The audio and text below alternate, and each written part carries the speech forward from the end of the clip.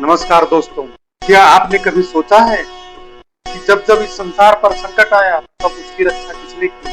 जब अधर्म बढ़ा, निर्दोष लोग पीड़ित हुए और देवता भी असहाय हो गए, तब एक दिव्य शक्ति हर बार सामने आई, भगवान विष्णु। आज की इस कहानी में हम जानेंगे भगवान विष्णु के अद्भुत अवतारों, उनके दिव्य कार्यों और उन रहस्यों के बारे में जो हमें आज भी धर्म, धैर्य और सत्य के मार्ग पर चलना सिखाते हैं।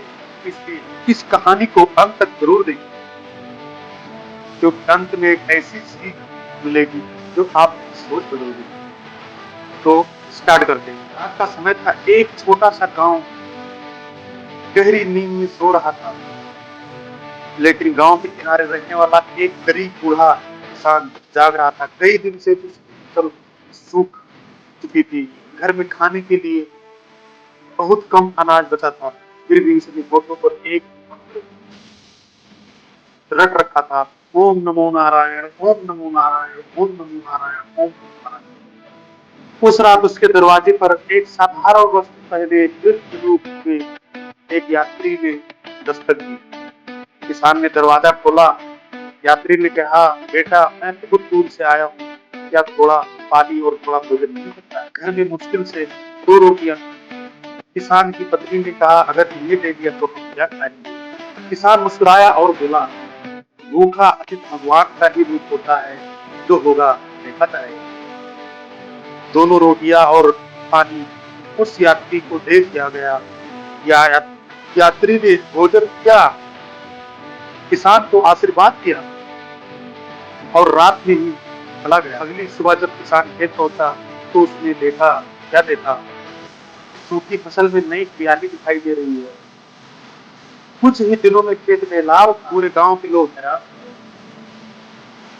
उस रात किसान को स्वप्न आया, वही वृद्ध दिव्य रूप में प्रकट हुए और उनके चार हाथ थे। एक में पंख, एक में शंख, दूसरे में चक्र, तीसरे में गदा और चौथे में कमल। किसान समझ गया